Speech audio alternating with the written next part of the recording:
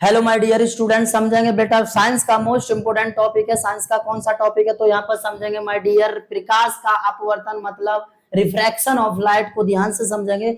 Student लोग कहते हैं सर प्रकाश का अपवर्तन किसे कहते हैं, तो मैं आज इसे बहुत ही बिंदास तरीके से समझाने आया हूँ। थोड़ा सा ध्यान से देखना और समझना शुरू से लास्ट तक जरूर, जिससे कि आपका प्रकाश का अपवर्तन एक ही बार में चुटकियों में खत्म हो जाए और हमेशा हमेशा के लिए याद रहे।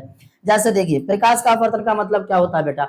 अपवर्तन का मतलब होता है जब प्रकाश किसी से टकराएगा, किसी वस्तु से, तो उससे टकराकर अपने मार्ग से विचलित हो जाता है। अब यहाँ पर मैं बात करूं, जैसे यहाँ पर ये मेरा आप स्मार्ट बोर्ड देख रहे हैं, इस पर प्रकाश आपतित होगा तो इससे टकराएगा, उसी माध्यम में चला जाएगा, क्योंकि यहाँ पर ये पारदर्शी नहीं है।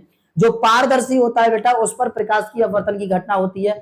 जैसे कोई कांच ले लो, गिलास जिस पर पॉलिश ना हो, सीधा गिलास हो, ओके, और उस पर प्रकाश आपतित हो रहा हो, तो वहां पर क्या होगा? अपवर्तन होगा। ऐसा माध्यम जो पारदर्शी हो, वहां पर क्या होगा? अपवर्तन।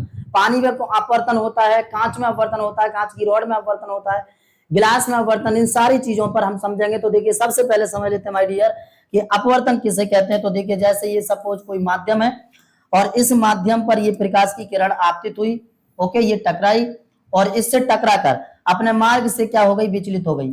अपने मार्ग से क्या हो गई माय डियर? विचलित हो गई। यही घटना क्या कहलाएगी? प्रकाश का अपवर्तन कहलाएगी। यहाँ पर देखिए, ये एक माध्यम है जिसे बेटा हम एयर का मानते हैं, यानी कि वायु का माध्यम।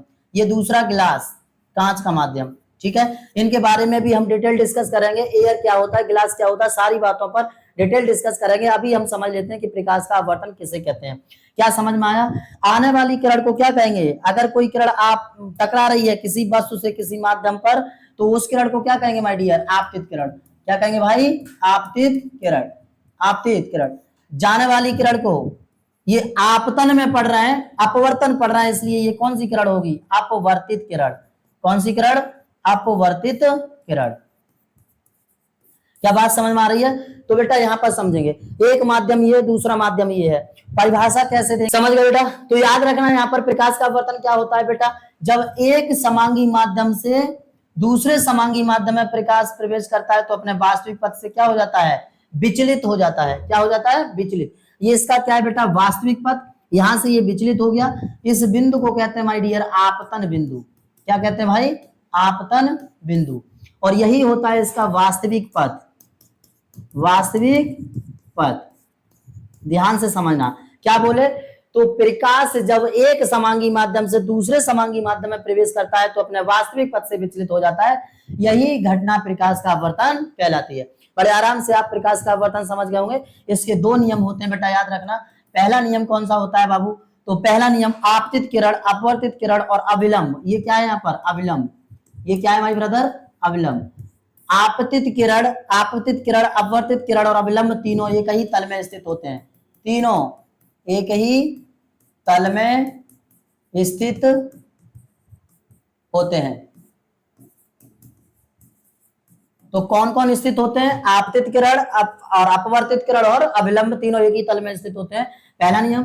दूसरा नियम यहां पर होता है कि अपवर्तनांक होता है माय ब्रदर sine i over sine r. ठीक है, sine i over sine r. और ये किसने बताया था? स्नेल ने। इसीलिए इसे बेटा स्नेल का नियम भी बोलते हैं। ये बोर्ड एग्जाम के लिए वेरी वेरी मोस्ट इंपोर्टेंट है, स्नेल का नियम। स्नेल का नियम, ओके। चलिए, तो यहाँ पर स्नेल का नियम भी आप समझ गए। स्नेल का नियम क्या है बेटा?